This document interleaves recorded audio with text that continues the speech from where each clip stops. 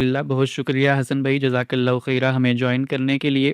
حسن بھائی، ہم آڈینس کے سوالات تو لیں گے، لیکن ابتدا میں ایک چھوٹا سا سوال آپ سے کرنا چاہوں گا کہ آپ کی طرف سے ہمیشہ یہ کہا جاتا ہے کہ مسلم ممالک کو تصادم سے گریز کر کے علم و اخلاق کے اندر برتری حاصل کرنی چاہیے، اپنی تعمیر اور ترقی پر توجہ دینی چاہیے۔ لیکن وہیں پر اگر ہم گراؤنڈ ریالٹیز کو دیکھیں تو جب کبھی بھی مسلم ممالک اپنی سائنس کے اوپر بھی توجہ دیتے ہیں، تب بھی جو آج کی سپر پاورز ہیں ان کو وہ چیز بھی گوارا نہیں ہوتی۔ ہم نے ماضی کے اندر دیکھا ہے کہ عراق کی مثال کو دیکھ لیں آپ، ایران کے اندر بھی دیکھ لیں آپ، جب کبھی بھی سائنس کے اوپر کام ہوتا ہے، خصوصاً نیوکلیئر ٹیکنالوجی پر کام ہوتا ہے، تو اس کو ایکسکیوز بنا کر جو آج کی سپر پاورز ہیں وہ ان ممالک پر باقاعدہ حملہ کر دیتی ہیں۔ اسی طریقے سے کچھ عرصہ پہلے میں یہ بھی پڑھ رہا تھا کہ غالباً پاکستان کی کوئی آرگنائزیشن ہے جو کہ لانگ رینج بیلسٹک میزائل بنانا چاہتی تھی۔ تو جو آج کی سپر پاورز ہیں، جو عالمی طاقتیں ہیں، ان کو وہ چیز بھی ناگوار گزری اور انہوں نے وارن کیا کہ آپ کوئی بھی ایسی میزائل نہیں بنا سکتے جو کہ ہمیں یا پھر ہمارے جو فرینڈلی نیشنز ہیں ان کو ٹارگٹ کر سکتی ہوں۔ تو ایسی صورتحال کے اندر تو ہماری علم و اخلاق کے اندر بھی، تعمیر و ترقی کے اندر بھی ایک بالکل حدود متعین ہوگی کہ ہم نے اتنی بھی ڈیولپمنٹ نہیں کرنی جس سے جو آج کی سپر پاورز ہیں ان کا نیشنل انٹرسٹ کمپرومائز ہو۔ تو ایسی صورتحال کے اندر آپ کیسے یہ چیز تجویز کر سکتے ہیں کہ ہمیں اپنی تعمیر اور ترقی پر توجہ دینی چاہیے، جبکہ بہت سے علماء کرام اور بہت سے لوگ یہ کہتے ہوں کہ مسلم ممالک چپ کر کے بھی بیٹھ جائیں تب بھی جو آج کی عالمی طاقتیں ہیں ان کو یہ چیز بھی گوارا نہیں ہوگی اور ان کے اوپر حملہ کرنا شروع کر دیں گے۔ تو ایسی صورتحال کے اندر ہم کیسے سپر پاور بنیں گے؟ جی بہت شکریہ جناب۔ آپ کے سوال میں کافی سارے مفروضے ہیں، میں چاہوں گا کہ ایک ایک کر کے ٹھنڈے دل و دماغ سے علمی استدلالی انداز میں اس پر اپنی رائے پیش کروں، اور میں یہ توقع رکھوں سامعین سے کہ جو کچھ جذباتی مذہبی شاعری ان کو سنائی جاتی ہے، اس طرح کے ریٹرک ان تک پہنچائے جاتے ہیں جو ایک اپنی تخیل کی عالم مثال کی دنیا ہے اس کے اندر بنائے ہوئے نقطہ نظر اور مفروضے ہیں، وہ علم اور عقل کی بساط پر ان کو پرکھ کر دیکھیں اور غور و فکر کریں اس دوسرے زاویہ نظر پر بھی جو میں پیش کرتا ہوں۔ دیکھیے، جہاں تک اس دعوے کا تعلق ہے کہ یہ جو عالمی طاقتیں ہیں، سپر پاورز ہیں، امریکہ ہے، یورپ ہے، ان میں سے کسی کو مسلمانوں کا وجود ہی گوارا نہیں ہے، اور ہم کسی بھی پہلو سے اگر اپنی داخلی تعمیر اور ترقی کی طرف گامزن ہوتے ہیں تو یہ چیز بھی ان کو اتنی ناگوار گزرتی ہے اور ان کے دلوں میں ہماری نفرت پیوست ہے کہ یہ کسی بھی صورت میں ہمارا وجود برداشت کرنے پر آمادہ نہیں ہے، اور ان کی یہ خواہش اور کوشش ہوتی ہے کہ کسی طریقے سے مسلمان ممالک کا، مسلمانوں کا دنیا سے خاتمہ ہو، یا کم سے کم اگر وہ رہیں تو ذلت اور محکومی میں اور ڈی اسٹیبلائز ہو کے رہیں۔ یہ ایک دعویٰ ہے، اور یہ دعویٰ ہمارے ہاں کی جو مذہبی تنظیمیں ہیں، بالعموم مذہبی ذہن ہے، وہ کرتا ہے، مسلمان عوام کو سمجھاتا ہے کہ ان کے ساتھ تمہاری دشمنی ہے، اور یہی وجہ ہے کہ قرآن مجید میں اور باقی الہامی جو ہمارے پاس آثار ہیں ان کے اندر بھی اللہ تعالیٰ نے ہمیں یہی بشارت دی ہے کہ تمہارے کبھی دوست نہیں ہو سکتے، یہ تمہیں مارتے ہی رہیں گے، اور انہوں نے تمہیں مارا بھی ہے۔ لہٰذا تم یہ جو سامنے کا مقابل نیریٹو سنتے ہو ہم جیسے طالب علموں کا، یہ بھی اصل میں اسی مغرب کے اعلی کار ہیں جو تمہیں مغرب سے دوستی پر آمادہ کرتے ہیں، ورنہ حقیقت تو یہ ہے کہ مغرب ہمارا ازلی ابدی دشمن ہے اور اس کو ہمارا وجود سرے سے گوارا ہی نہیں ہے۔ اس دعوے کو اگر آپ حقیقت کی میزان پر پرکھیں تو یہ بالکل بے بنیاد دعویٰ ہے، یہ بالکل بے حقیقت دعویٰ ہے، یہ بالکل بے سر و پا دعویٰ ہے۔ جو اب تک کی تاریخ ہے وہ اس کے بالکل منافی کھڑی ہوئی ہے، الٹ کھڑی ہوئی ہے۔ یعنی حقیقت کی دنیا میں اس دعوے کی کوئی قدر و قیمت نہیں ہے۔ ہو سکتی تھی، یعنی دنیا بھر میں تہذیبوں کا تصادم بھی ہوتا ہے، تہذیبوں کے درمیان ایک دائمی مخاصمت بھی ہوتی ہے، اور ابدی خاتمے کی خواہش بھی ہوتی ہے، ہو سکتا تھا۔ لیکن اب تک کی جو تاریخ ہے، دوسری یا پہلی جنگ عظیم کے بعد سے جو دنیا کا ورلڈ آرڈر بنا ہے، جس کے اندر یہ سپر پاورز بنے ہیں، ان کے ہاتھ میں طاقت آئی ہے، اس تاریخ کا اگر آپ مطالعہ کریں تو وہ اس دعوے سے بالکل مختلف ہے۔ بلکہ اس تاریخ کے اندر جو سب سے دلخراش چیز ہے وہ یہ ہے کہ جن ممالک نے دوسرے کے خاتمے کی خواہش رکھی، یا عمومی طور پر قتل عام کیا، یا مسلمانوں کا خون بہایا، وہ یہ عالم مغرب نہیں ہیں، وہ خود مسلمانوں کی اپنی اقوام ہیں جنہوں نے آپس میں ایک دوسرے پہ جنگیں کی۔ آپ اگر دیکھیے مصر اور یمن کی آپس کی جنگ اور لڑائی، ہزاروں لاکھوں لوگوں کی اس میں ہلاکت، مراکش اور الجزائر کی آپس کی لڑائی، ہزاروں لاکھوں لوگوں کی اس میں ہلاکت۔ آگے بڑھیں آپ، ایران اور عراق کی لڑائی، عراق اور کویت کی لڑائی، اس سے آپ آگے بڑھیں پاکستان اور بنگلہ دیش کی لڑائی، پاکستان اور افغانستان کی لڑائی، آپ اس سے آگے بڑھیں سعودی عرب اور یمن میں حوثیوں کی لڑائی، آپ اس سے آگے بڑھیں شام کے اندر ایران اور اس کے بعد ترکی کی لڑائی اور سعودی عرب کی لڑائی، اس سے آگے آپ بڑھیں خود ترکی اور کردوں کی لڑائی، اس سے آگے آپ بڑھیں خود ایران اور کردوں کی لڑائی، اس سے آگے آپ بڑھیں خود ایران کے اندر داخلی لڑائیاں، آپ اس سے آگے بڑھیں سوڈان کے اندر خود مسلمانوں کی داخلی لڑائیاں۔ الغرض اتنی لمبی فہرست ہے جس میں مسلمان ممالک نے مسلمانوں پر ان گزشتہ 60-70 سالوں میں، جہاں پر یہ عالمی قوتیں اپنی جگہ پر موجود تھیں، ان کے ہاتھ میں نظم اقتدار تھا، وہ چاہتے تو پہلے دن یہ فیصلہ کر لیتے کہ ہم نے یہاں پر کسی ملک کا وجود گوارا نہیں کرنا۔ جس وقت سلطنت عثمانیہ کا خاتمہ ہوا ہے، پوری دنیا میں مسلمانوں کی 3-4 کل ملا کر سلطنتیں، ممالک موجود تھے۔ آپ اگر دیکھیے یہ افغانستان کے اندر ایک بادشاہت موجود تھی، وہ عمان کے اندر ایک سلطنت موجود تھی، اور یمن کے اندر کوئی امامیہ سلطنت چھوٹی موٹی سی موجود تھی۔ کوئی ملک نہیں تھا جس کو آپ کہہ سکیں کہ یہ مسلمانوں کی ٹیریٹری ہے، یہاں پر وہ مل کر اپنا قانون ضابطہ آئین دستور بنائیں گے، اپنی مملکت کا انتظام انصرام کریں گے، کوئی ملک نہیں تھا۔ تو اگر ان کے پیش نظر ابدی خاتمہ ہوتا تو پہلی جنگ عظیم کے خاتمے کے بعد تو ہمارا دنیا کے اسٹیج سے صفایا ہو چکا تھا، یعنی ہم تو لوگوں اور جتھوں اور ایک مرگ امبو تھا، کوئی ملک نہیں تھا، کوئی ٹیریٹری نہیں تھی۔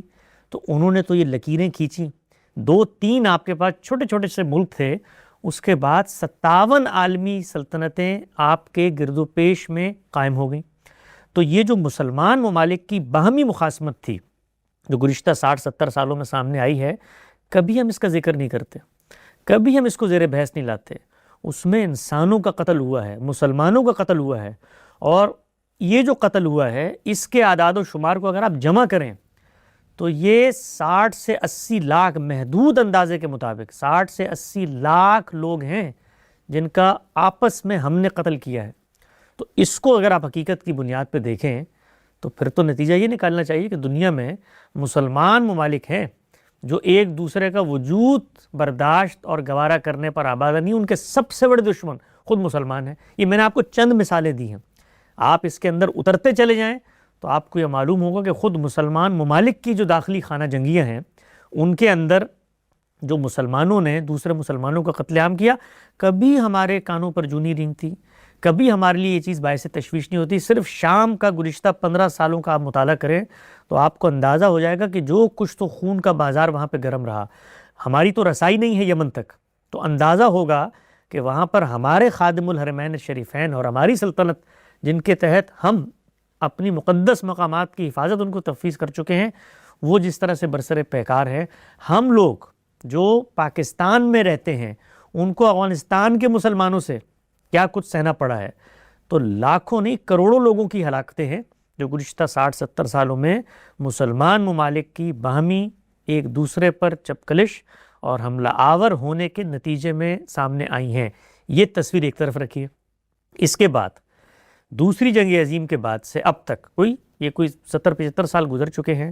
آپ مجھے بتائیے جو فاتحین تھے دوسری جنگ عظیم کے، روس، امریکہ، برطانیہ یا یورپ کا پورا اتحاد ملا لیں، انہوں نے براہ راست کن مسلم ممالک پہ حملہ کیا؟ آپ ذرا تعداد گن کے بتائیے مجھے۔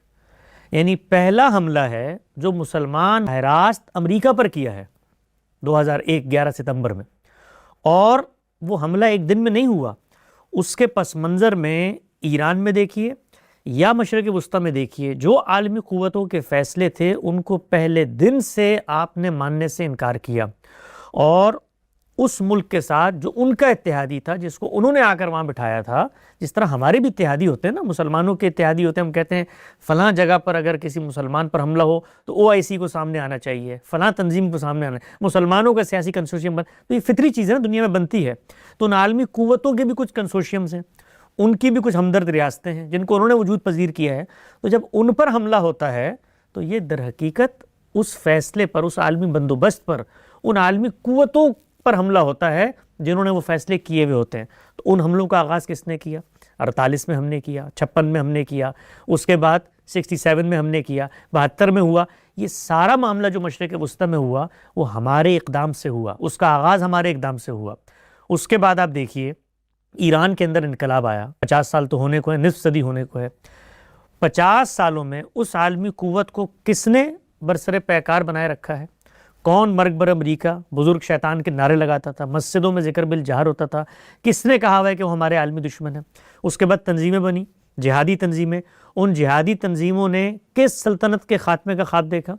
کس نے قرآن کی آیتیں پڑھی اور بتایا کہ یہود و نصارہ کا تم سے کوئی تعلق نہیں، وہ تمہارے دوست نہیں ہو سکتے، تمہارے ابدی ازلی دشمن ہیں، اور وہاں سے اٹھ کر اس مملکت پر حملہ آور ہو گئے. میں بھی آؤں گا اس بات پر بھی کہ یہ جو عالمی قوتیں ہیں کس طریقے سے مسلمان ممالک میں جو داخلی خلفشار ہوتا رہا یا ان کی جنگیں ہوتی نہیں تو ان میں کس طرح سے لوگوں کو سپورٹ کرتے رہے، چاہے وہ صومالیہ ہو، چاہے وہ عراق ایران کی جنگ ہو، چاہے وہ عراق کویت کی جنگ ہو، چاہے افغانستان پاکستان کی جنگ ہو، جو بھی ہیں اس پر میں آتا ہوں.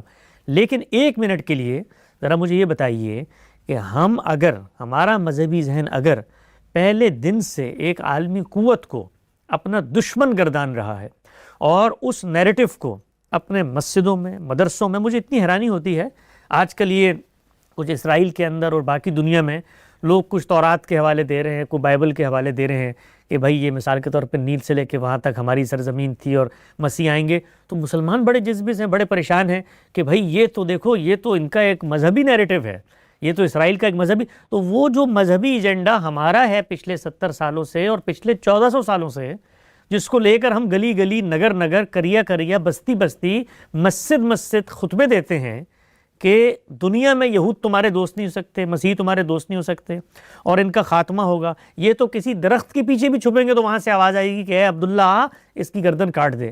تو یہ جو ہم مذہبی نیریٹو پیش کرتے ہیں تو اس میں کوئی پرابلم پیدا نہیں ہوتی. ہماری جنگیں اگر مذہبی تو دوسری طرف سے اگر وہ مذہبیت کا تڑکا لگے اور مذہبیت کا نیریٹو تو ہم بڑے خوفزدہ ہو جاتے ہیں. ہائی یہ جنگ تو دیکھو وہ تو ہمارا وجود ہی گوارا. تو ہم وجود گوارا کرتے ہیں؟ ہم نے ان کے وجود کو پہلے دن سے گوارا کیا؟ ہم نے ان کا وجود تو ایک طرف رکھی ہے، اپنے مسلمان ممالک، اپنے بھائیوں کے وجود کو گوارا نہیں کیا. تو اس چیز کو سامنے رکھ کر اگر یہ نتیجہ نکالا جائے کہ گزشتہ 70 سالوں میں مسلمانوں نے جب بھی تعمیر و ترقی کی بنیاد رکھی خود مسلمانوں نے ان کا خون بہایا، تو یہ مقدمہ درست ہوگا یا عالمی قوتیں مسلمان ممالک پہ حملہ آور ہو گئیں، یہ مقدمہ درست ہوگا. پہلا ملک ہے گزشتہ 70 سالوں میں جس پر براہ راست حملہ ہوا ہے وہ ہے افغانستان، دوسرا ملک ہے ایران، اور تیسرا مسلمانوں کے اکثریتی ملک ہے جس پر محدود اندازے میں ایک حملہ ہوا وہ ہے لیبیا. یہ 3 ممالک ہیں. ان 3 ممالک کے اندر ان عالمی قوتوں نے براہ راست حملہ آور ہو کر اس خطرے کا خاتمہ کیا جو انہیں محسوس ہوتا تھا. ان تینوں ممالک کے اندر حملے کی ابتدا کہاں سے ہوئی ہے؟ افغانستان پر حملے کی ابتدا دیکھ لیے. انہوں نے اٹھ کر حملہ کیا ہے امریکہ میں آ کر. یہاں پر 5-6 ہزار بے گناہ لوگوں کا قتل عام ہوا 9/11 کے حملوں میں. اس کے نتیجے میں وہ حملہ آور ہوئے. اس حملے میں انہوں نے ظلم کیا، تعدی کی، وہ سارے معاملات ان سے دنیا بھی پوچھے گی، ان کی عوام بھی پوچھتے اور آخرت میں اللہ بھی پوچھے گا، اور ہمیں بھی حق ہے پوچھنے کا کہ آپ نے کمبیٹنٹس کو مارا، نان کمبیٹنٹس کو مارا، جو ظلم عدوان تعدی انہوں نے کیے ہر ایک کو حق ہے. لیکن حقیقت کی دنیا میں رہیے کہ اگر وہ چاہتے تو ان 70 سالوں میں 57 ممالک ہیں، ہر سال ایک ملک پہ حملہ آور ہونا تھا اور اس کا خاتمہ کرنا. بھائی ان 57 ممالک کی لکیریں انہوں نے کھینچ کے دی ہیں، انہوں نے یہ تقسیم کی ہے. ہماری 2-3 ممالک تھے، ہمیں 57 ممالک مل گئے. اچھا یہ ممالک جو ہمیں ملے، آپ کبھی دنیا کے نقشے کے اوپر ان ممالک کی جو حیثیت ہے، ان کے پاس جو وسائل ہیں، دنیا کا نظم و نسق، انتظام و انصرام چلانے کی جو صلاحیت ہے، اس کا کوئی موازنہ کسی دوسری قوت سے آپ کر نہیں سکتے. یعنی دنیا کی 90% تجارت بحری رستوں کے ذریعے ہوتی ہے. ان بحری گزرگاہوں کے اندر 5 بڑی گزرگاہیں ہیں جہاں سے دنیا کا 50 سے 60% تجارتی مال گزرتا ہے. وہ 5 کی 5 گزرگاہیں مسلمانوں کے قبضے میں ہیں. آپ آبنائے ہرمز کو دیکھ لیں، آپ باسفورس کو دیکھ لیں، آپ وہاں یمن میں باب الجندب کو دیکھ لیں، آپ ملاکا میں جا کر آبنائے ملاکا کو دیکھ لیں جو انڈونیشیا ملیشیا کے درمیان ہے، دنیا کی 20% صرف تجارت وہاں سے ہوتی ہے. آپ نہر سوئس کو دیکھ لیں، یعنی جو بڑی تجارتی شاہراہیں ہیں، آبی تجارتی شاہراہیں، وہ مسلم ممالک کے تصرف میں وہاں پر وہ بیٹھی ہوئی ہیں. ان کا قبر اور ان کی رائے اور آمدن وہ فیصلہ کن ہوتی ہے وہاں پر. اس سے آگے بڑھ کے دیکھیں، تیل کے ذخائر دنیا میں 60 سے 70% مسلم ممالک کے پاس ہیں. ان میں 2 بڑی سلطنتیں، وہاں سعودی عرب موجود ہے یا ایران موجود ہے، وہاں عراق موجود ہے. ان کے پاس پچھلے 60-70 سال سے تیل ہے. دنیا کی توانائی اور اس کے کنوؤں کے اوپر وہ بیٹھے ہوئے ہیں. تو یہ اگر عالمی قوتیں یہ چاہتی کہ بھائی یہ معاملہ نہ ہو، تو ان کے پاس تو اس کا اتنا زبردست اختیار تھا دوسری جنگ عظیم کے بعد کہ وہ جو چاہتی معاملہ کرتی تقدیر و قسمت کا. ہم میں سے کوئی شخص اس جگہ پر نہیں کھڑا ہوا تھا کہ ان کا ہاتھ بھی پکڑ سکے. یعنی وہ جو ہاتھ پکڑنے کے لیے کھڑے ہوئے تھے ہٹلر، ان تک کا خاتمہ انہوں نے کر دیا. تو ہم کس کھیت کی مولی تھے؟ تو جو بات ہم سمجھاتے ہیں دنیا کو، بتانا چاہتے ہیں دنیا کو، وہ بات یہ ہے کہ یہ تہذیبیں اپنی تاریخ میں، اور ہم اپنی تاریخ میں ایک ہی تھے. دنیا ایک ہی تھی، حملہ آور ہوتی تھی، قبضہ کرتی تھی، اور اس کے بعد اپنا جھنڈا گاڑتی تھی، لوگوں کو باج گزار بناتی تھی. مرد غلام بنتے تھے، عورتیں لوڈیاں بنتی تھیں. ان کے اندر یہ تہذیب پیدا ہوئی، ان عالمی سامراج، ان لوگوں کے اندر یہ فلسفہ، یہ خیال، اور یہ بھی یہاں کے کچھ دانا اور حکیم دانشوروں نے پیدا کیا کہ لڑنے بھڑنے کے نتیجے میں نہ تم محفوظ رہو گے نہ دنیا آگے بڑھے گی. کچھ سوشل سائنسز کی ریفارمیشن ہوئی، کچھ قانون کی حکمرانی، کچھ حق خود ارادی، کچھ بنیادی انسانی حقوق، کچھ ان چیزوں کو ماننا کہ کچھ دستوری ریاستیں ہوتی ہیں ان کے اندر لوگوں کو آزادی، کچھ شخصی معاملات اور ریاست کے، یہ بحثیں پیدا ہوئیں. ان کے نتیجے میں ایک نعمت غیر مترکبہ ہم لوگوں کو حاصل ہو گئی. یعنی وہ تھوڑے سے انسان بنے تھے، فائدہ ہمیں ہو گیا، ہم تو خاتمے کی طرف گامزن تھے. میں نے آپ سے عرض کیا کہ افغانستان، عمان اور یمن کو ہٹا کر سلطنت عثمانیہ کے خاتمے کے بعد ہمارے پاس دنیا میں تھا کیا؟ ہر جگہ پہ یہی بیٹھے ہوئے تھے، ان کی حکومت تھی، ہم تو ان کے باج گزار تھے، ہم تو ان کے رہین منت تھے. تو ان کے اندر تہذیب پیدا ہونے کی صورت میں کچھ ہمیں بینیفٹس مل گئے اور کچھ نہیں. جو ملے وہ دنیا کی تاریخ میں مسلمانوں کو کبھی حاصل نہیں رہے. صحابہ کرام کے زمانے تک کہتے ہیں نا ہماری 5 بر اعظموں میں حکومت تھی، اس کا رقبہ اور آج مسلمان مملکتوں کو جو رقبہ حاصل ہے، موازنہ کریں تو صحابہ کرام رقبے سے دگنا اور تگنا رقبہ آج ہمیں حاصل ہو گیا. یعنی اس سے ڈبل اور ٹرپل بڑی سلطنت ہے جو 57 اسلامی ممالک کی صورت. اور وہ ممالک کون سے ہیں کہ صرف آبی گزرگاہیں نہیں، صرف تیل کی توانائی نہیں، ان کا محل وقوع آپ دیکھیے، اس وقت بھی آپ دیکھیے دنیا کے وسط میں وہ سلطنتیں موجود ہیں. اور ان سلطنتوں کو اگر یہ تہذیب خاتمے پر آتی تو خاتمہ ہو چکا تھا، وجود بخشا ہے، دوبارہ سے مہلت دی ہے. تو اس پس منظر میں اگر آپ دیکھیں کہ وہ اگر ہمارے ابدی ازلی دشمن ہیں، وجود ہی گوارا نہیں کرتے، تو یہ 50-60 سال پہلے ہمیں یہ 57 ممالک کی لکیریں کھینچ کے دینے کی ضرورت کیا تھی؟ اور جب دے دی تو دینے کے بعد وہ حملہ آور ہوئے ہم پر، ہم نے اقدام کیا ہے ان سے نفرت کا. اور دنیا میں جو ممالک ان کی اس طاقت کو، ان کی اس تہذیبی برتری کو چیلنج کرتے ہیں، تو آپ کے خیال میں اگر آپ عالمی قوت ہوں اور آپ کی یہ طاقت اور تہذیبی قوت چیلنج ہو، تو اس کے بعد آپ ان لوگوں کے گلے میں ہار ڈالیں گے کہ آؤ اپنی طاقت اتنی بڑھاؤ کہ جو نیریٹو تمہارے اندر موجود ہے، تمہارے شعور کے اعماق میں اترا ہوا ہے اور تمہارے مذہبی نصوص میں موجود ہے، اس کو آ کر ہمارے اوپر پورا کر لو. یعنی یہ مسلمان ممالک میں سے جن ممالک کا میں نے آپ کو نام بتایا، یہ ممالک ایک دوسرے کے وجود کو کیوں گوارا کرنے پر آمادہ نہیں ہوئے؟ اس لیے کہ خطرہ تھا، طاقت سے خطرہ تھا. آج آپ دیکھیے افغانستان ہمارے پڑوس میں موجود ہے، مسلمانوں کا ملک ہے، پاکستان اس پر حملہ آور ہے. کیوں حملہ آور ہے؟ اس لیے کہ ہمیں اس خطے میں اپنی طاقت خطرے میں محسوس ہوتی ہے، اپنی سالمیت خطرے میں محسوس ہوتی ہے. تو جتنے ممالک ہیں دنیا میں، چاہے وہ مسلمان اور مسلمان ممالک ہوں، چاہے وہ مسلمان اور غیر مسلم ممالک ہوں، چاہے وہ غیر مسلم اور غیر مسلم ممالک ہوں، جس کسی کو ایک دوسرے کی طاقت سے سالمیت کا خوف لاحق ہوگا، وہاں پر وہ اقدام کرے گا، ہر طرح کا اقدام کرے گا. وہ ڈی اسٹیبلائزیشن کا اقدام بھی کرے گا، وہ اپنے چاہنے والی سیاسی پارٹیوں کو بھی وہاں پر لے آئے گا، اور وہ یہ بھی چاہے گا کہ ان ملکوں میں اگر کوئی ایسی قیادت پیدا ہو گئی ہے جو قیادت ہماری حاکمیت کو، عالمی طور پر ہمارے غلبے کو چیلنج کرنے کی پوزیشن میں آ گئی ہے، تو ہم اس کا خاتمہ کریں. تو یہ جتنے ممالک ہیں، آپ یہ دیکھیے لیبیا کے اندر یا عراق کے اندر، یہ لوگ اصل میں اسی امریکہ کے باج گزار بن کے رہ رہے تھے. یعنی ایران عراق جنگ میں کون کھڑا تھا عراق کے پیچھے؟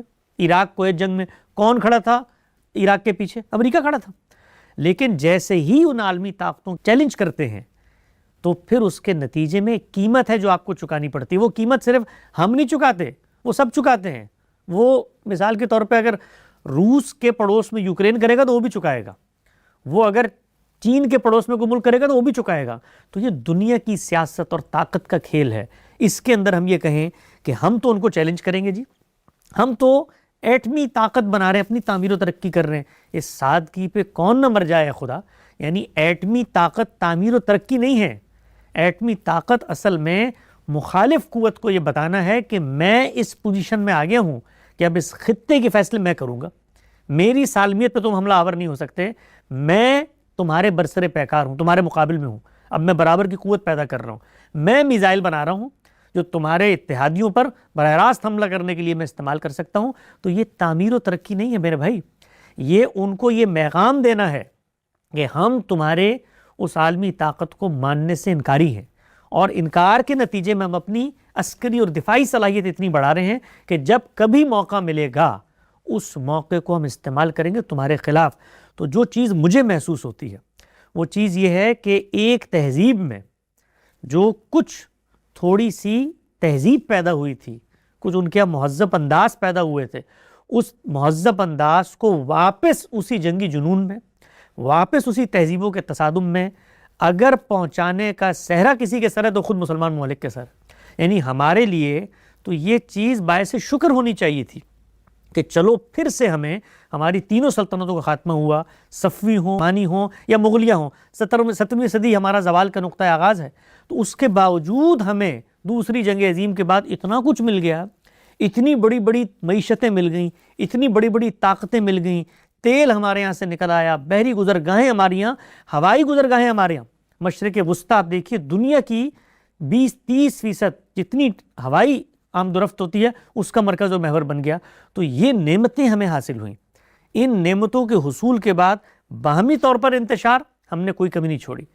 کروڑوں کی تعداد میں مسلمان آپس ممالک میں تصادم میں مارے گئے، اور ان عالمی قوتوں کو بھی ہم یہ پیغام دینے میں پوری طریقے سے کامیاب ہو گئے کہ تم جو اپنے آپ کو تھوڑا بہت شریف بنا کر تہذیب اپنے کا آنچل اوڑھ کر بیٹھے ہوئے ہو، اس کو اتارو اور آؤ میدان میں. کیونکہ ہم تو یہ سمجھتے ہیں کہ تم نے ہمارا خاتمہ کرنا، اب تک تم نے خاتمہ نہیں کیا، آؤ ہمارے ساتھ لڑو. تو اگر وہ قوتیں آج ہم پر برسر پیکار ہونے پر آمادہ ہیں تو اس میں بھی ہمارا حصہ ہے، ہم نے آمادہ کیا ہے.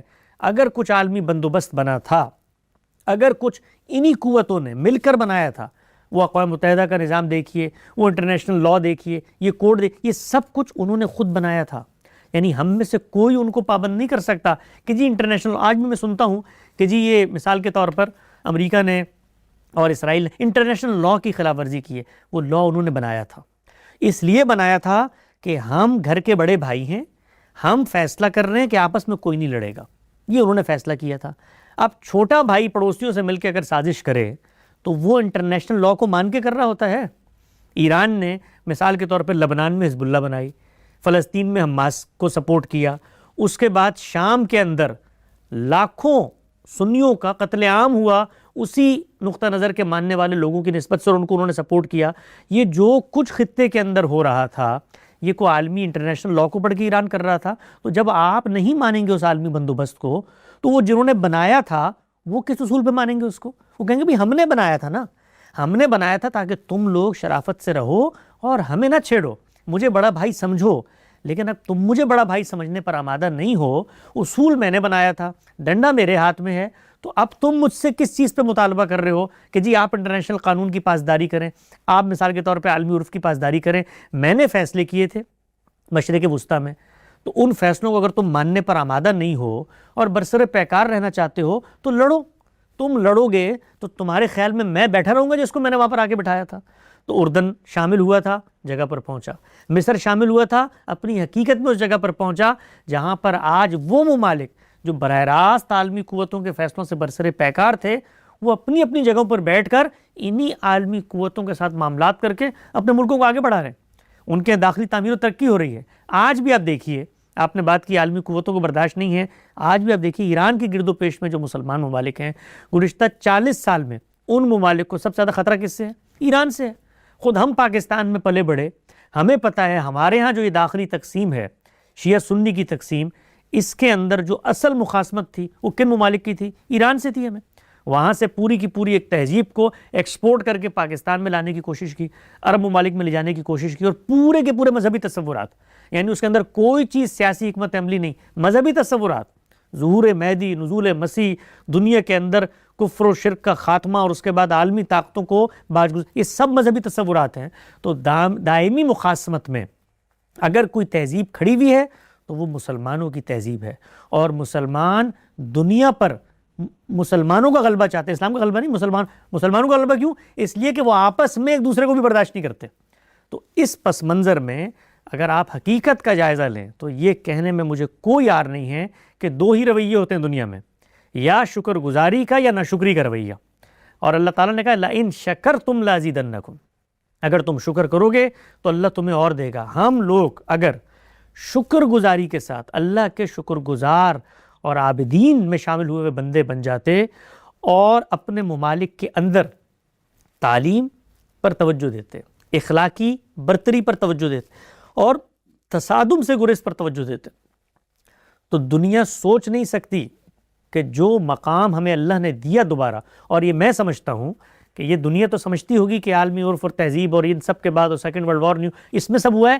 صرف یہ نہیں ہے, اس میں خدا کی اسکیم بھی شامل ہے کہ مسلمانوں کو اس نے برقرار رکھنا ہے, دوبارہ سے اٹھانا ہے.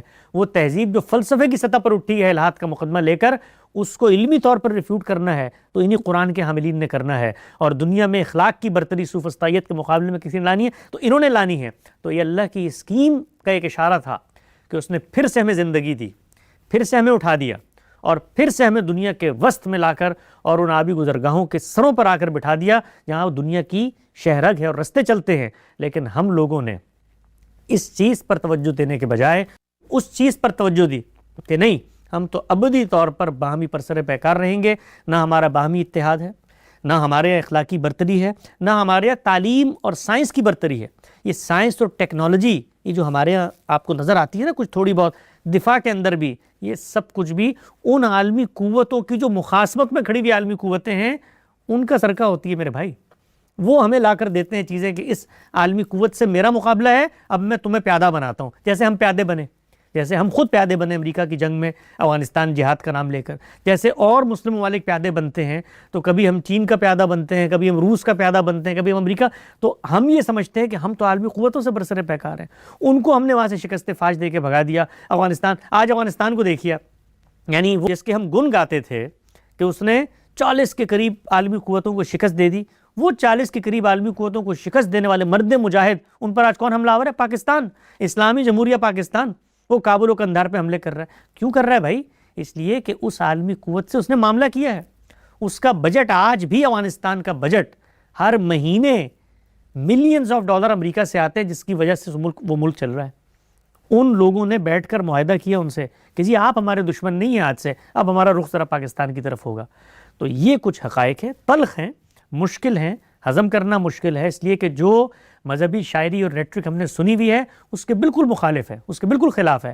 لیکن ہماری پوری کوشش یہ ہے, اور جیسے ہی یہ جو فاتحین ہیں جن کو میں نے کہا تھا کہ یہ دنیا کی تاریخ کے مہذب فاتح ہیں, کہ فتح کے بعد آپ کو یہ 57 ممالک دے دیے, اتنی اسٹریٹجیکل لوکیشنز دے دی, یہ سب کچھ کر دیا, 70 سالوں میں کبھی براہ راست حملہ نہیں کیا. اور آگے بڑھ کے آپ دیکھیے کہ حملہ آور ہونے کے باوجود ان ممالک پر اپنے قبضے کو لیجیٹیمائز نہیں کر سکے, نہیں کہہ سکے کہ یہ آج سے افغانستان میری سلطنت ہے. کہنے کو کہہ سکتے تھے نا بھائی, ہم نے 10 ٹریلین ڈالر لگایا ہے, ہم عالمی عرف ہم نے بنایا تھا, انٹرنیشنل, اس کو ہم پھاڑ کے پھینکتے ہیں, یہ ہمارا, وہ بھی نہیں کر سکے. افغانستان آج بھی طالبان کے کنٹرول میں ہے, عراق آج بھی وہاں کے مقامی لوگ چلا رہے ہیں. ان ممالک نے جو کچھ کیا وہ یہ کیا کہ جہاں طاقت کو چیلنج کیا جائے گا وہاں پر اقدام کیا جائے گا. وہ اپنے علاقے ہوں, چاہے وینزویلا میں اتر کے اس کے صدر کو اٹھا کے لے آئیں, طاقت جہاں چیلنج ہوگی وہاں پر ہم مقابلہ کریں گے. تو اس اصول کو اگر آپ نہیں مانتے تو پھر تو آپ اپنے خطے کے اندر اپنی برتری کا خاتمہ کر دیں. ہم ہندوستان سے کیوں برسر پیکار ہوتے ہیں؟ اسی لیے کہ ہمیں خوف ہوتا ہے بھائی, اس خطے کے اندر ہماری سالمیت کو خوف ہو جائے, ہندوستان کو ہم سے خوف ہوتا ہے. تو یہ اصول تو مسلمہ ہے, اس پر تو کوئی نہ عالمی قوتوں سے پوچھ سکتا ہے, نہ مسلمان ممالک سے پوچھ سکتا ہے, نہ غیر مسلم ممالک سے پوچھ سکتا ہے. اصل سوال ہے کہ کیا تہذیب کی جنگ ہے؟ تو ہم نے اس کو تہذیب کی جنگ بنانے کی پوری کوشش کی, اور اپنے برسر پیگار مد مقابل عالمی قوتوں کو یہ پیغام دیا کہ یہ جو کچھ تم نے ٹیریٹریاں سیٹ کی ہم اس کو مانتے نہیں ہیں، ہم کسی ٹیریٹری کو نہیں مانتے، ہم عالمی خلافت کو مانتے ہیں جس کے اندر غیر مسلموں کو اس دنیا میں حق حکومت سرے سے حاصل ہی نہیں ہے۔ تو اگر کسی نے ان 70 سالوں میں خاتمے کا خواب دیکھا ہے ان عالمی قوتوں کو، تو وہ مسلمان ہیں، عالمی قوتیں نہیں ہیں۔ انہوں نے ہمیں وجود بخشا، اس کے بعد ہمیں مہلت دی اور اسی شرط پہ دی کہ ہماری طاقت کو مانو، لیکن ہم اس کو ماننے پر تیار نہیں ہیں۔ جب نہیں ہیں تو اس کی ایک قیمت ہے جو چکانے پر راضی رہنا چاہیے ہے، اس پر جزا فضا نہیں ہونی چاہیے ہے، رونا دھونا نہیں ہونا چاہیے ہے کہ ہائے انہوں نے آ کر ہم پہ بم۔ بھائی ایک قوت اور تہذیب کے خاتمے کا آپ خواب دیکھیں تو اگلی قوت اور تہذیب کو یہ حاصل نہیں کہ وہ اپنا دفاع کرے یا وہ حفظ تقدم کے طور پر اقدام کر دے۔ تو جب پھر آپ پر حملہ ہوتا ہے تو آپ اس کے بعد انٹرنیشنل لا اور ہیومن رائٹس اور یہ اور وہ، میں پڑھ رہا تھا ہمارے کچھ دانشور انہوں نے لکھا کہ جی ایران کا یہ داخلی معاملہ ہے کہ وہاں کون حکومت، امریکہ کو کیا حق پہنچتا ہے کہ وہ فیصلہ کرے؟ ایران نے اس خطے کے اندر امریکی مفادات کو چیلنج کیا، تو داخلی معاملہ تھا، تو ایران کے اندر رہتے لبنان میں کیوں گئے؟ حزب اللہ کیوں بنائی؟ حماس کی سپورٹ کیوں کی؟ آپ نے حوثیوں کو کیوں سپورٹ کیا سعودی عرب کے خلاف؟ کون سا انٹرنیشنل لا آپ نے دیکھا؟ تو اگر یہ داخلی معاملہ تھا کسی مملکت کے اندر تو بھائی آپ بھی تو مملکت سے باہر نکلے ہوئے ہو، خطے کے اندر اثر و رسوخ قائم کر رہے ہو، عالمی قوتوں کے فیصلوں کو چیلنج کر رہے ہو، تو پھر برسر پیکار ہو نا۔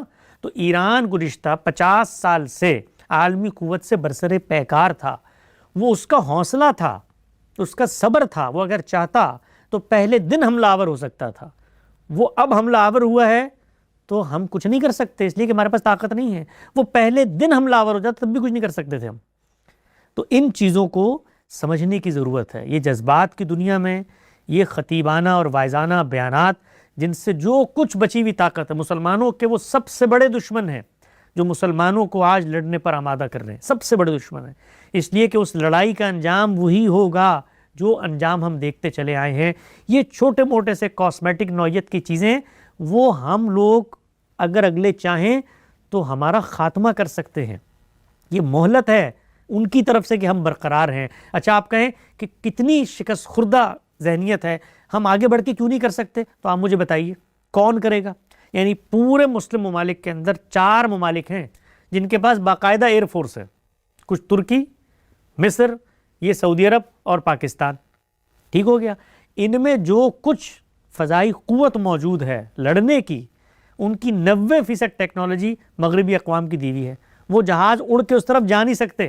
میں نے یہ دعویٰ کیا تھا جس پر لوگوں نے بہت بھت اڑائی، بڑا مذاق اڑایا، تو آپ آج جائیے اس دعوے کی تصدیق کر لیجئے، جو F-16 ہمارے پاس ہیں، جو ٹیکنالوجی ہمارے پاس ہیں، وہ اڑ کے اس طرف جا سکتی ہیں۔ اچھا ہم اپنے خطوں میں جنگ لڑتے ہیں خود دوسری عالمی قوتوں کی ٹیکنالوجیوں سے، ان ٹیکنالوجیوں کو کبھی آپ استعمال کرنے کی اجازت چاہیں ان سے، چین سے چاہیں کہ ہم امریکہ کے خلاف تمہارا JF تھنڈر استعمال کرتے ہیں، تو آپ کو لگ پتہ جائے گا۔ تو ان قوتوں کے ساتھ، ان محدودیتوں کے ساتھ ہم چلے ہیں عالمی قوتوں سے مقابلہ کرنے، اور جو کاسمیٹک نوعیت کی چیزیں اس طرح آج کل ہم دیکھ رہے ہیں ایران کی فتح کے لوگ جھنڈے گاڑ ہیں، یعنی سپریم لیڈر ایران کا پہلا سب سے 9 کروڑ آبادی ہے مل کے اپنے ایک شخص کی حفاظت نہیں کر سکی نا بھائی، یہ حقیقت ہے۔ وہ ٹیکنالوجی کا ایسی برتری ہے، یہ بالکل وہی چیز ہے۔ اگر آپ پیچھے مڑ کے دیکھیں تو 1857 کی جو جنگ آزادی تھی اس میں قلعے کے اندر جو لوگ کھڑے ہوئے بہادر شاہ ظفر کے سامنے اپنی جوہری عسکری طاقتوں کے قصے سنا رہے تھے، وہی قصے آج ہم سن رہے ہیں، لیکن ہمیں پتہ ہے کہ پھر دلی کے غسل خونی میں کیا ہوا، وہی کچھ ہوا جو آج آپ اپنی آنکھوں سے دیکھیں گے۔ تو ہم لوگ اپنے آپ کو دنیا کے سامنے پیش کر رہے ہیں کہ آؤ ہمارے گلے کاٹو، آؤ ہمیں مارو، تاکہ پھر ہم نوحہ گری کریں اور اس کے بعد چیخیں کہ تم لوگ ہمارے وجود کو گوارا نہیں کرتے۔ تو جس کو ہو دین و دل عزیز اس کی گلی میں جائے کیوں؟ اگر آپ اترے اس میدان میں تو پھر رونا دھونا نہیں، پھر انٹرنیشنل لا کی کوئی بات نہ کریں، پھر کوئی بات نہ کریں، کام ہوتا ہے پھر یہ جنگ ہے تہذیبوں کی، اور تہذیبوں کی جنگ میں یا تخت ہوتا ہے یا تختہ ہوتا ہے، اس کے بعد پھر ہم جام شہادت نوش کریں گے، اور جس دھت سے کوئی مقتل کو گیا وہ شان سلامت رہتی ہے، جان تو آنی جانی ہے، اس جان کی کوئی بات نہیں۔ پھر یہ شعر پڑھیں، پھر اس کے بعد رونا دھونا نہ کریں۔ تو میرے خیال میں مسلمانوں کے ہاں جس چیز کو اجاگر کرنے کی ضرورت ہے، اور وہ پہلا آدمی جس نے اجاگر کیا خود مسلمانوں نے اس کے ساتھ کیا کہ وہ سر سید علیہ رحمت ہے، سر سید احمد خان، جس نے اس چیز کو پہچانا کہ ہم کہاں پہنچ چکے ہیں، تہذیبی طور پر کہاں پہنچ چکے ہیں، اور اب آگے کا لاہ عمل کیا ہے۔ وہ 3 ہی چیزیں ہیں: تصادم سے گریز، داخلی طور پر علم میں برتری، اخلاق میں برتری. اگر ہم اس میدان میں آگے نہیں بڑھیں گے تو جو کچھ ہمیں حاصل ہے ہم مخالف قوتوں کو آمادہ کر رہے ہیں کہ اترو اس وحشت پر، اور وہی حال کرو ہمارا جو اس سے پہلے دنیا کی تاریخ میں ہوتا چلا آیا ہے. جی، بہت خوب حسن بھائی، بہت زبردست، اور آپ نے پورا ہسٹوریکل اس کا پس منظر بتایا کہ ہمیں سیکنڈ ورلڈ وار کے بعد بہت سے مواقع ملے تھے کہ جہاں پر ہم اپنی تعمیر اور ترقی پر توجہ دے سکتے تھے، لیکن ان کو ہم نے اچھے سے استعمال نہیں کیا. حسن بھائی، جو آخر میں آپ نے بات کی ہے، جو ریسنٹ ڈیولپمنٹ سے اس کو آپ نے کوسمیٹک نوعیت کی چیزیں بیان کیا، لیکن بہت سے لوگ یہاں پر یہ چیز بیان کر رہے ہیں کہ امریکہ نے جو خواب دیکھا تھا کہ جیسے وینزویلا کے پریزیڈنٹ کو اٹھا کے وہ لے کر چلے گئے اور اس کے بعد وہ بھی خاموش ہو گئے، تو وہ چیز تو یہاں پر اپلائی نہیں ہوئی، اور یہاں پر ایران باقاعدہ ریٹیلیٹ کر رہا ہے. اور سب سے بڑی بات، جو اسٹریٹ آف ہارموز ہے اس کو بھی بلاک کرنے کی کوشش کی جا رہی ہے، جس کی وجہ سے پوری دنیا میں آئل کے پرائزز جو ہیں وہ بڑھ چکے ہیں، شیئر مارکیٹ پوری کی پوری کریش ہو چکی ہے. تو کہیں نہ کہیں ایران کے اٹیک کے بھی ہمیں بہت سی ایسی چیزیں دکھ رہی ہیں کہ جو آج کی سپر پاورز ہیں وہ بھی اس سے خطرہ محسوس کرتی ہیں. اور بہت سے لوگوں نے یہ بھی کہا کہ ابھی جو ریسنٹ سرمنی ہوئی تھی ٹرمپ کی، کہ ٹرمپ پر جادو ہو چکا ہے، اور بہت سے لوگ مل کر اس کے لیے دعائیں کر رہے ہیں. اور کچھ لوگوں نے تو اپنے باقاعدہ تھمبنیلز کے اندر بھی یہ لکھا کہ امریکہ کے راکٹس ختم ہو چکے ہیں. تو اس سیلیبریشن کو آپ کس نظر سے دیکھتے ہیں؟ دیکھیے، جو بھی عالمی بندوبست اپنے کیے ہوئے فیصلوں کو بدلنے کی کوشش کرے گا تو ایک قیمت اس نے بھی اس کی چکانی ہے. اگر امریکہ یا عالمی سامراج کچھ تہذیب کا لبادہ اڑ کر کچھ اپنے آپ کو، اپنی طاقت کو پابند اقدار کر کے بیٹھا ہوا تھا انٹرنیشنل لاء کے نام پر، اقوام متحدہ کے نام پر، اور وہ قبا اتار دیتے ہیں، وہ اب اس نہاد میں نہیں رہتے، تو کچھ قیمت ان کو بھی ادا کرنی پڑے گی. اور وہ قیمت صرف یہ نہیں ہے کہ وہ جن جگہوں پر موجود ہیں خود اپنے ملکوں میں ادا کرنی پڑے گی. اس ملک میں اس وقت امریکیوں کی اکثریت یہ جو تہذیبی طور پر تبدیلی آ رہی ہے اس کے حق میں نہیں ہے. ہم سے زیادہ بلند آوازیں داخلی طور پر یہاں موجود ہیں کہ اگر دنیا کو ہم اسی نہج پر لے جا رہے ہیں، اگر کوئی آمادہ بھی ہے، تب بھی ہمیں صبر سے کام لے کے ڈپلومیسی کو رستہ دے کر، اور اس طریقے سے جو اسرائیل کی یہاں پر مداخلت ہے اس کے زیر اثر یہ کام نہیں کرنے چاہیے. تو قیمت اس کو بھی ادا کرنی پڑے گی. یعنی ایسا نہیں ہو سکتا کہ جب جنگ ہوتی ہے تو پھر تہذیب کی جنگ ہوگی تو پھر تو اس کی قیمت سب کو ادا کرنی پڑے گی. امریکہ بھی وہ قیمت ادا کر رہا ہے، اس نے کی اور مزید بھی کرے گا اگر وہ خود اپنے بنائے ہوئے فیصلوں پر پابند نہیں رہتا، کارگر نہیں رہتا، اور وہ وہی ظلم و عدوان کرتا ہے جو ظلم و عدوان جس کے خلاف اس کا مقدمہ ہے کہ میں کھڑا ہوا ہوں. میری مملکت کا خاتمہ چاہتا تھا ایران، تو اگر وہ یہی کرے گا، نان کمبیٹنٹس پہ حملہ کرے گا، بچیوں کے اسکولوں پہ حملہ کرے گا، ان کو مارے گا، تو ایک قیمت اس کو بھی چکانی پڑے گی. داخلی سطح پر بھی اس وقت جتنی بلند آوازیں ہیں شاید امریکی تاریخ میں کبھی نہیں ہوئی کہ آپ براہ راست حملہ آور ہونے کے بجائے معاملات کو سلجھاتے، بیٹھتے، داخلی طور پر بیٹھتے. اسرائیل نے جو وہاں پر ایسی حرکتیں کی ہوئی ہیں جن کی وجہ سے خود خطے کے مسلم ممالک پریشان ہیں، ان معاملات کو بھی ڈپلومیسی سے حل کرتے. لیکن آپ یہ دیکھیے کہ بعض معاملات ڈپلومیسی سے حل ہو سکتے ہوں تو ہو جاتے ہیں، لیکن 50-60 سالوں میں اگر کوئی چیز حل، آپ دیکھیے اس کو سادہ مثال سے سمجھیے. ہم افغانستان کے ساتھ بیٹھے ہوئے ہیں، ٹھیک ہے نا، وہ طالبان ہم نے پیدا کیے تھے، ہمارے یہاں کے مدرسوں کے پڑھے ہوئے ہیں، مذہب ایک، زبان ایک، تہذیب ایک، کلچر ایک، سب کچھ ایک، لیکن آخر ہمیں بھی حملہ کرنا پڑا افغانستان پہ نا. ہم آمادہ ہوئے اس لیے کہ کبھی کبھی صورتحال تھمتی ہوئی نظر نہیں آتی. تو اگر امریکہ نے یہ کام کیا ہے تو اس کی ایک قیمت وہ چکائے گا، اور دنیا بھی چکائے گی، اس لیے کہ ایران کے اندر لوگ بستے ہیں، وہ دنیا کی ایک بڑی آبی گزرگاہ شاہراہ پر موجود تھی. لیکن یہ یاد رکھیں آپ کہ اگر یہ جنگ اس سطح پر جاتی ہے کہ جہاں پر آپ عالمی قوت کی اس حیثیت کو ماننے سے ہی انکاری ہیں، تو ہرمز تو آپ بند کر دیں گے اور 10 کام آپ کر دیں گے، لیکن اس کے بعد جو کچھ ہوگا اگر یہ عالمی قوتیں برسرے پیکار ہو جائیں اس سطح پر جنگ لڑنے پر اور آمادہ ہو جائیں، تو آپ تصور کریں کہ پھر ہمارے ساتھ کیا ہوگا. تو اگر ہم اس جگہ تک لے جانا چاہتے ہیں، یعنی لڑائی میں اگر ہم نے اس کی آنکھ میں انگلی مار دی ہے اور ہم نے اس کی ناک پر مکہ مار دیا ہے، تو اب ہمیں پھر تیار رہنا چاہیے کہ پورا جتھا آئے گا اور چیر پھاڑ کے رکھ دے گا ہمیں. تو یہ جو وقتی نوعیت کی یہ فتوحات ہیں، یہ کہانیاں اگر آپ سنیں تو افغانستان کی جنگ کے زمانے میں ہم تو نئے نئے اس وقت شعور کی آنکھ کھول رہے تھے، یہ کہانیاں ہم سنتے تھے. اس سے پہلے آپ سنیں یہ حماس نے جس وقت حملہ کیا تھا 12 اکتوبر 2023 کو، ذرا آپ کہانیاں سنتے، ایک اتنی بڑی ایٹمی طاقت کو ناکے چنو چبوا دیے، 1200 لوگ اس کے بعد ہمارے ساتھ کیا ہوا. ہمارے ساتھ کیا ہوا اس کے بعد؟ یعنی وہ جو پہلے دنوں کی خوشی اور فتح اور نصرت ہے، کبھی نکال کے دیکھیے آپ، یہ جو 12 اکتوبر کا حماس کا حملہ تھا اس کو نکال کے دیکھیے آپ، تو اندازہ ہوگا کہ مسلمان تو کہہ رہے تھے دنیا فتح کر لی ہم تو براہ راست حملہ آور ہو گئے، لیکن اس کے بعد جو کچھ ہوا ہمارے ساتھ وہ آج بھی سنبھلنے کو آتا ہے۔ تو اگر اس سطح پر جا کر آپ مزاحمت پر اتر آئے ہیں تو پھر آپ تیار رہیں کہ شاید وہ عالمی قوتیں اگر پاگل پنے پہ اتر آئیں تو پھر تو وہ اس کو بقا کی جنگ بنا لیں گی۔ ابھی تک تو پھر ایک حفظ ما تقدم کی جنگ تھی کہ آپ کو یورینیم افزودگی کر رہے ہیں اور بم بنا سکتے ہیں اور اس سے ہمیں خطرہ ہے۔ اگر آپ اس سطح پر آئیں گے، اور یہ یاد رکھیے گا کہ اگر آپ عالمی امن کے لیے اور عالمی تجارت کے لیے خطرہ بنیں گے تو کوئی مسلم ملک بھی آپ کے ساتھ کھڑے ہونے پہ آمادہ نہیں ہوگا، کوئی تیار نہیں ہوگا۔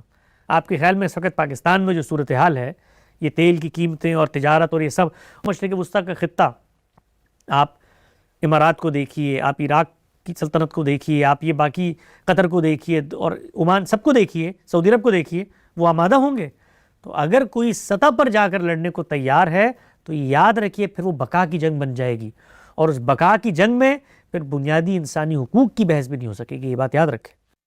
ہاں، بیسیکلی یہ فرما رہے ہیں کہ آج کی دور میں جو درد دل رکھنے والا مسلمان ہے وہ آج کی سچویشن کو کیسے دیکھے، اور بہت سے اسپیکرز یہ کہتے ہیں کہ اس کے بارے میں بھی آپ سے سوال کیا جائے گا، ہم قطر میں بیٹھے ہیں، فلاں ممالک کے اندر بیٹھے ہیں، تو ہمارا وہاں پر رول کیا ہونا چاہیے؟ کوئی سوال نہیں کیا جائے گا، ہر سوال دین میں ہوتا ہے آپ کی حیثیت سے متعلق۔ مجھ سے کیوں سوال ہوگا بھائی؟ نہ میں حکمران، نہ میں 3 میں نہ 13 میں، میرا فیصلہ، میرا نقطہ نظر، یہ تو لیڈرشپ کے فیصلے ہوتے ہیں۔ ایران کی لیڈرشپ مذہبی لوگوں کے ہاتھ میں، انہوں نے لڑنے کا فیصلہ کیا۔ امریکہ کی لیڈرشپ پر اسرائیل اثر انداز ہوتا ہے، انہوں نے جواب دے کر اقدام کرنے کا فیصلہ کیا۔ تو یہ تو آپس کی جنگیں ہوتی ہیں۔ میں عام آدمی تو پستا ہے، عام آدمی کو صرف یہ کام کرنا ہے کہ اپنا تحفظ کرے۔ آپ اگر قطر میں ہیں، ان کے ملکی قوانین کا احترام کریں، اس جنگی معاملات میں جس طرح انہوں نے پابندیاں لگائی ہوئی ہیں اس کے مطابق چلیں، کوئی سنسنی نہ پھیلائیں، اور اپنی جان کی امان کی دعا کریں۔ یہ عام آدمی کی ذمہ داری ہے، اس سے آگے بڑھ کے کوئی ذمہ داری دین میں عام آدمی کے اوپر نہیں ڈالی گئی۔ جی حسن بھائی، اسی کے ساتھ انہوں نے آخری سوال یہ بھی کیا تھا کہ بہت سے لوگ آج کی سچویشن کو دیکھتے ہوئے یہ کہہ رہے ہیں کہ مثال کے طور پہ امام خامنہ علیہ رحمہ کی شہادت کے اوپر انہیں علیہ رحمہ بھی نہیں کہنا چاہیے، ان کے لیے مغفرت کی دعائیں بھی نہیں کرنی چاہیے، تو اس کے حوالے سے بھی پلیز۔ یہ تو مسلمانوں کی باہمی مخاصمتیں ہیں، نفرتیں ہیں، شیعہ سنی جو تنازع ہے ہمارے اس پس منظر میں ہیں، ان کی ہم سے ہیں، ہمارے صحابہ اکرام سے ہیں، ہماری ان کی قیادت سے ہیں، تو یہ تو باہمی نفرتیں ہیں۔ نفرتوں کا خاتمہ جب تک علمی سطح پر جو مقدمات بنائے گئے ہیں دونوں جانب ان کی تعلیل نہیں ہوگی تو خاتمہ نہیں ہوگا۔ تو میں اگر کسی اہل سنت پہ کھڑے دیوبندی کو یا ایسے صحابہ سے متعلق فرد کو کہوں بھائی تم دعا کرو خامنہ کی، کیوں کرے گا بھائی؟ وہ تو دشمن سمجھتا ہے ایران کو، اور وہ اس لیے سمجھتا ہے کہ وہ کہتا ہے یہ صحابہ کو نہیں مانتے، وہ تو ایک مخاصمت ہے، پورا اس کا تاریخی پس منظر ہے۔ تو جو لوگ یہ کر رہے ہیں اس کی وجہ میں نے آپ کو بتا دی، ان کو میں تو آمادہ نہیں کر سکتا کہ وہ یہ کام کریں۔ نیکسٹ کالر یہاں پر ہیں عرفان صاحب، وہ اپنا مائک انمیوٹ۔ وعلیکم سر۔ وعلیکم السلام۔ سر میرا یہ وار ریلیٹڈ ہی تھوڑا سا کوشچن ہے کہ جس طرح آپ نے ایران کی پالیسی پر تنقید کی ہے تو وہ تو بالکل ٹھیک ہے، لیکن سر میرا سوال یہ ہے کہ جو اسرائیل ہے وہ تو نقشے پر آیا ہی اسی لیے ہے کہ اس نے ایکسپینڈ کرنا ہے، اور اس نے مطلب کہ مسلم جو بھی تھوڑا سا آگے سے رزسٹ کریں گے ان کو روکنا ہے اور ان کو تباہ و برباد کرنا ہے، تو کیا یہ اب مسلمانوں کی بقا کی جنگ نہیں ہے جس طرح ایران کر رہا ہے؟ ابھی ایران نے تو مطلب فرسٹ اٹیک نہیں کیا، پھر بھی ان پر مطلب کہ انہوں نے شروع کر دی، پھر فرسٹ اسٹرائک انہوں نے کی ہے، تو پہلے بھی انہوں نے کی تھی، تو کیا یہ بقا کی جنگ نہیں بنتی جا رہی جس طرح پاکستان کو بھی تھریٹ کر چکے ہیں؟ دیکھیے بہت ساری چیزیں، نے کہا کہ ترکی از نیکسٹ ایران، بہت ساری چیزیں دنیا بھر میں نظریات کے تحت بھی پیدا ہوتی ہیں، ہماری پوری بھی یہی نظریہ ہے، لیکن مغرب نے ہمیں بھی مینج کیا ہے نا۔ آخر ہم بھی تو یہی خواہش رکھتے ہیں دینی طور پر کہ ہم نے ایکسپینڈ ہونا ہے، ہماری ایکسپینشن میں تو ان کا خاتمہ ہے، لیکن ہمیں مغرب مینج کر رہا ہے نا۔ کیسے مینج کیا جاتا ہے؟ مینج ایسی کیا جاتا ہے کہ آپ اگلے کو آمادہ نہ کریں کہ وہ یہ کام کرے، یعنی آپ کی کسی شخص سے ملاقات ہو جس کے بارے میں یہ طے ہو کہ یار اس سے اگر بحث کریں گے تو یہ غصے میں آ جائے گا، تو آپ کیا کرتے ہیں؟ آپ پوری کوشش کرتے ہیں کہ بحث کا موقع ہی نہ پیدا ہو۔ تو اسرائیل کی اگر خواہش ہے ایکسپینشن کی، خواہشات دنیا میں ہر ایک کی ہوتی ہیں، ہماری بھی خواہش ہے، لیکن ہم نہیں آمادہ ہو سکے نا اس خواہش کو پورا کرنے کے لیے۔ مسلمان ممالک کی بھی خواہش ہے، ہمارے یہاں مذہبی تنظیموں کی بھی خواہش، سب کی خواہش ہے۔ خواہش تکمیل تک نہیں پہنچ سکتی اگر امکانات کی دنیا میں وہ وجوہ اور اسباب پیدا نہ ہو جائیں جس سے آپ اپنا اقدام کر کے خواہش کی تکمیل کر سکیں.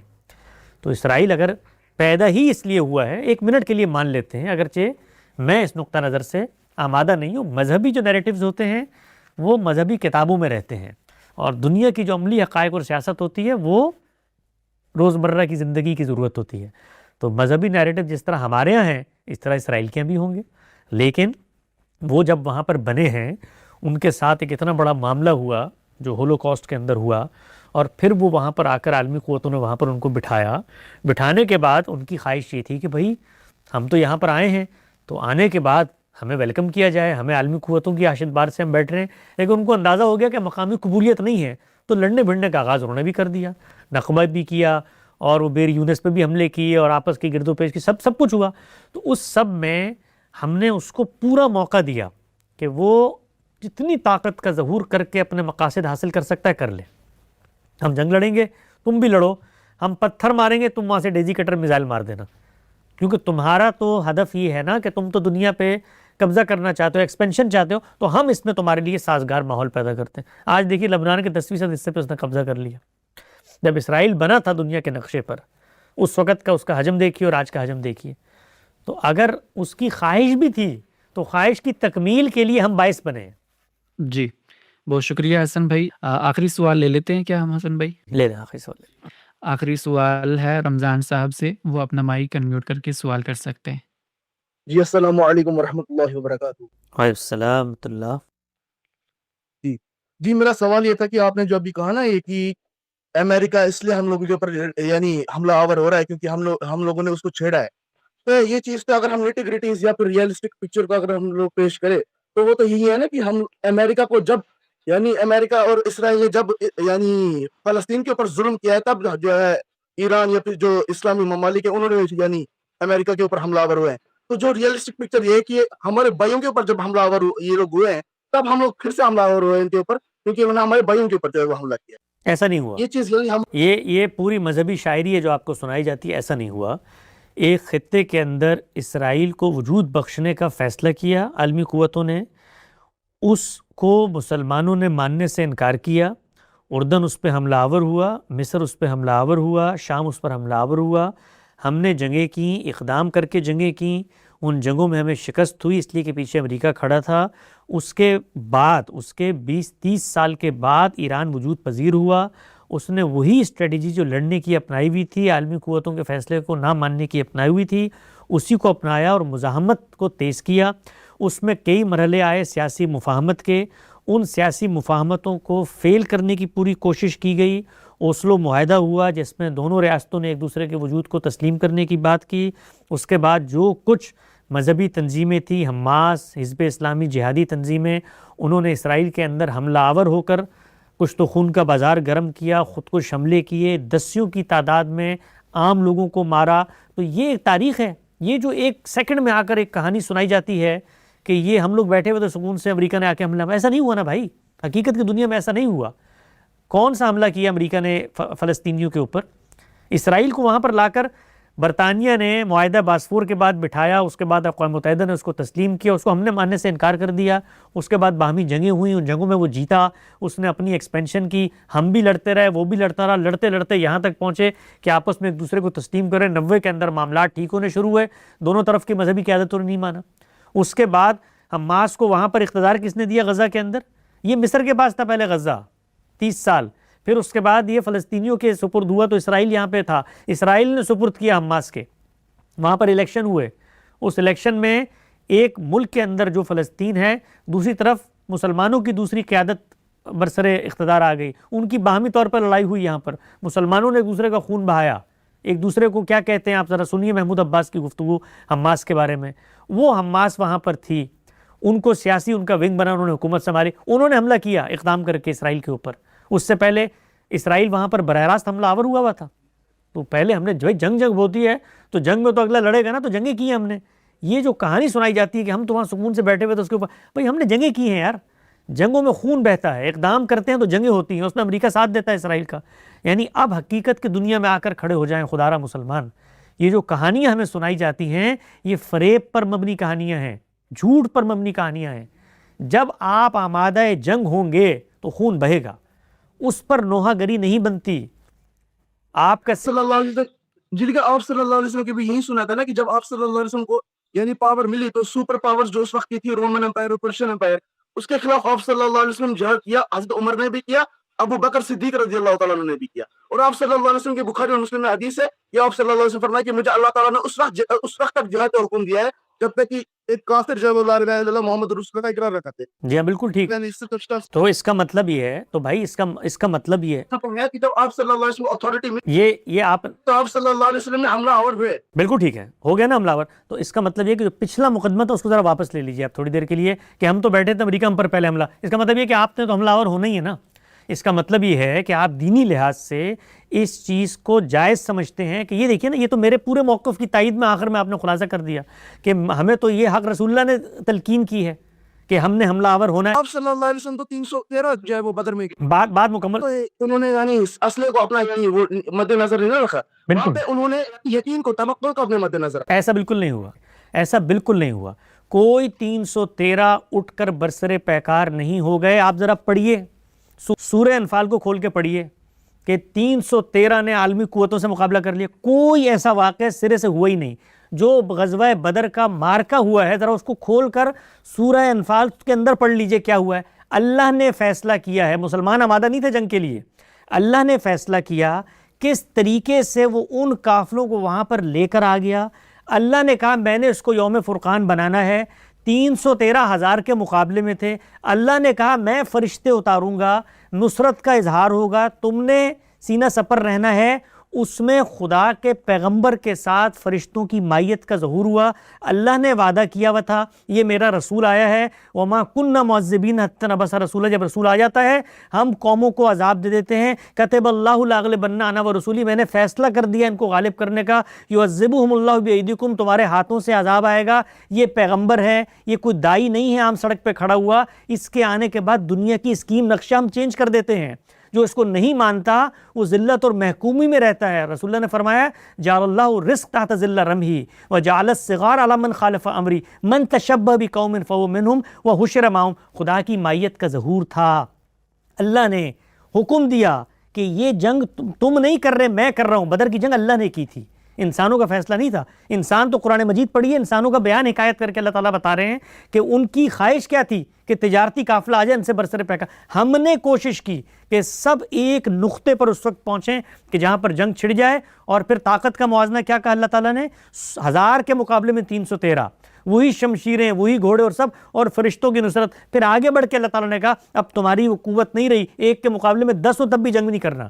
اور پھر اسی اللہ تعالیٰ نے 13 سال مکہ میں کہا کفو, اپنے ہاتھوں کو روکے رکھو قتال سے. اسی اللہ تعالیٰ نے کہا, اسی اللہ تعالیٰ نے کہا صلح حدیبیہ کرو, اس موقع پر لڑنا نہیں ہے, مکے کے اندر مظلوم خاندان موجود ہے ان کو نکالنا ہے. اور پھر اس رسول اللہ صلی اللہ علیہ وسلم نے صحابہ کو یہ تلقین کی کہ یہ گرد و پیش کی ریاستیں, ان کو میں نے اتمام حجت کی ہے, میں نے ان پر ان کو خطوط لکھے ہیں, یہ ماننے پر آمادہ نہیں ہیں. وہ خطوط پڑھیے کبھی بخاری بھی اندر نکال کے, اسلم تسلم کا میں پیغمبر ہوں, میری بات مانو. ان کے اوپر عذاب برسانے کی ذمہ داری صحابہ کو دے کر گئی. یہ کوئی عالم کفر سے ہمیشہ کے لیے لڑنے کی بات نہیں تھی. قرآن مجید کو پڑھیے, احادیث کو پڑھیے, ہمارے نقطہ نظر کو جانیے پہلے کہ ہم اس بارے میں کیا کہتے ہیں, پھر آئیے میں انشاءاللہ حاضر ہوں آپ کے ایک ایک سوال کا جواب دینے کے لیے. جی جو اب ایک ہے نا کہ 313 اور آپ صلی اللہ علیہ وسلم کے ساتھ اللہ تعالیٰ کی غیبی جو ہے وہ امداد جو ہے وہ ساتھ تھی. تو جب آپ صلی اللہ علیہ وسلم نے کیسرا و کسرا کے نام خط لکھا اور ان کو یعنی خط پہنچایا, یعنی آپ صلی اللہ علیہ وسلم نے کسی اپنے یعنی صحابہ کے جو ہے وہ ان کے یعنی تو پھر حضرت عمر, حضرت ابو بکر رضی اللہ تعالیٰ عنہ, انہوں نے اپنے دور خلافت میں خود کیسرا و کسرا کے ساتھ جنگیں لڑی. ان کی ذمہ تھی. آپ ان جنگوں میں میدان جنگ کے اندر کھڑے ہو کر قادسیہ کے میدان میں مغیرہ بن شعبہ کی جو تقریر ہے بخاری کے اندر نقل ہوئی, اس کو پڑھ لیں. اس تقریر کو پڑھ لیں. وہ بتا رہے ہیں کہ یہ جنگ ہم کیوں کر رہے ہیں. وہ کہتے ہیں اللہ کا رسول ہمارے درمیان آیا تھا, وہ فیصلہ کر کے گیا ہے, اس نے تمہیں خطوط لکھے, اس نے تمہیں سمجھایا, اس نے تم پر اتمام حجت, ہمیں اس نے یہ ذمہ داری دی ہے جاتے ہوئے کہ جو عذاب آنا تھا وہ رسول کے ساتھیوں کے ہاتھ سے آئے گا. خود سورہ توبہ میں اس کو اللہ تعالیٰ نے بیان کیا.